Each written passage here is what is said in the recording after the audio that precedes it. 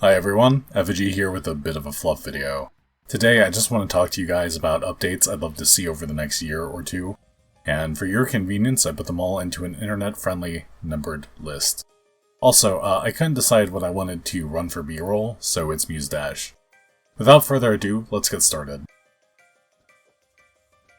Number 1. Tools for making videos. I might be alone on this one, but a green screen prop or room of some kind and a free cam would make my life incredibly easy. No more awkwardly panning shots around my fat head to show off the landscape. No more manual work when I try to chroma key over grass. Please, DevCat. Please. Number 2. Title customization. Mabinogi has no shortage of cool titles. Maybe you're 12 and you want to use the Bloodmaster, maybe you really like the pretty effects the title gives, but you constantly have to switch off of it to be efficient in combat. Maybe you put a lot of time and effort to get the improved Generation 23 title and want to flex how many common leather straps and common silks you sacrifice to make Admiral Owen his sexy undies. No matter what the motivation, it'd be great to be able to mix and match the stat buffs and visual effects given by the titles you own. Number 3. Chainblade Reworks. Prior to the talent reworks, I'd often hear early and mid-game players lamenting over how incredibly broken Chain Slash was as a talent. With the advent of Spellwalk Hailstorm, Chain Sweep has kinda lost its throne as the go-to for head empty damage that disrupts everybody else's abilities and ruins their day.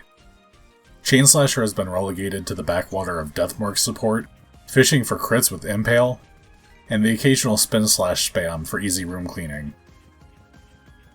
I'd love to see Chain either evolve into an even slower, brutally powerful talent that functions well for deleting chunky monsters you don't want to trade blows with, or even just getting some damage percentage nerfs in exchange for turning the player into a living blender. I'll probably just do a whole video on possible changes, because I have a lot to say on this one. Number 4. An intelligence and dex scaling talent. Giants specialize in strength and will, and were initially designed to be close combat fighters and tanks. But Ninja's addition to the game gave them access to range damage, outside of throwing attack anyway, tied to their two best stats. I'd love to see a talent that also caters the elves' advantages of intelligence and dex. Maybe something that preserves the role of range and magic damage per second that elves naturally slot into, but in a more close quarters focus. I can see a talent that focuses on melee range magic damage being a ton of fun, sort of like a D&D Hexblade kind of vibe. Part of me wants to say it should be single-hand weapon type too, to log giants out of being the best at it just because of full swing, but two-hand enchantments are really good, so it's hard to say. Number 5. More hybrid weapons. Merlin Knuckles are cool. They may be entirely useless because fighters' viability is basically tied to revenants, but still very cool. I'd love to see more weapons that give some access to secondary skill sets. Swords that work with chain casting, staves that let you use alchemy skills, I don't know. It's fun to play with synergy between talents on your own, even if it's not as efficient. I use a guard cylinder on my giant instead of a real shield, partially because it fits the character better, but also because I find it a lot of fun to charge in with melee and start mixing in the utility of Sandburst or Wind Blast. I'm sure other players feel the same way and wouldn't mind trying out other combinations. Number 6. All dungeon chests. It's a fact of life that Mabinogi is getting up there in years and a bit down there in player count.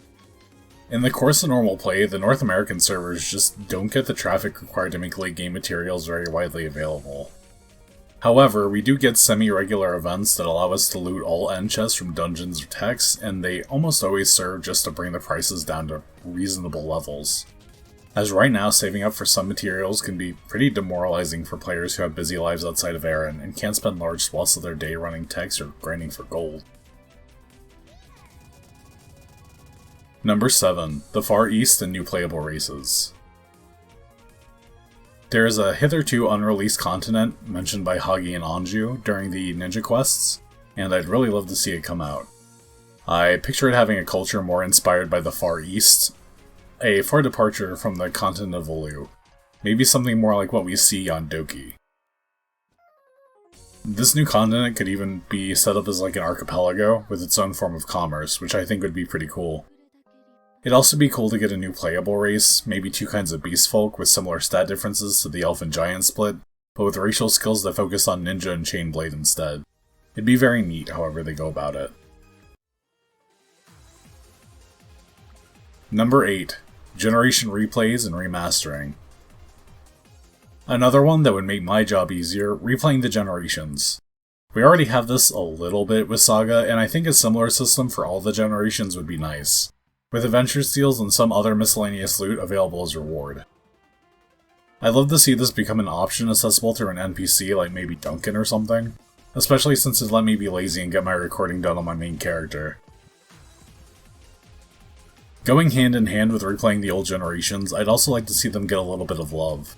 A lot of the early generations still use very dated looking NPCs, have translation issues, or just generally feel very clunky or like they're actively trying to waste your time.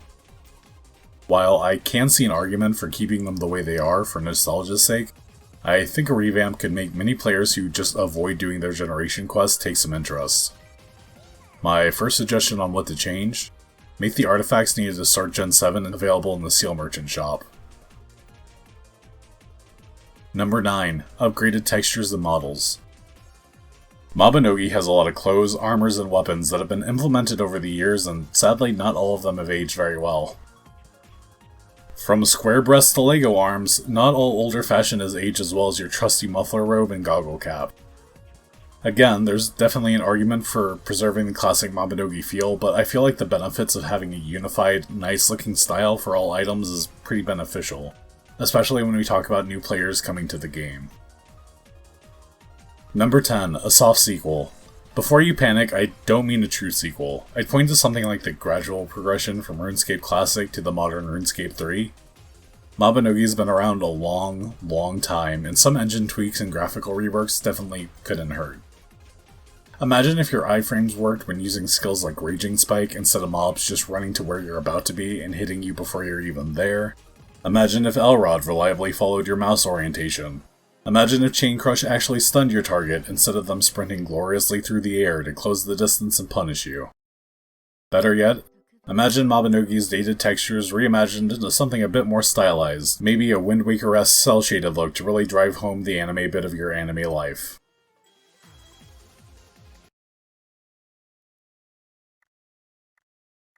That's pretty much it. Thank you all for listening to me rant about the things I want. I'd love to hear any updates you would like to see as well, so drop some in the comments if you feel like it, and maybe we'll have a part 2.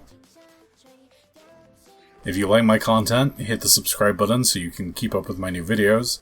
As always, you guys can find links to my socials in the doobly-doo under the video. Feel free to follow me on Twitter or join my Discord for video announcements and reposted memes.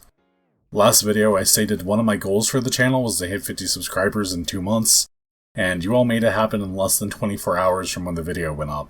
I really appreciate it, and I hope we can keep growing. I want to do like a 50 subscriber Q&A special, so if you have any questions about Mabinogi lore, my content, or anything else really, please feel free to drop those in my Discord, on the channel subreddit, or ask me on Twitter, and I'll link all that below in the doobly-doo. Thanks for watching, and I hope to see you next time. Bye!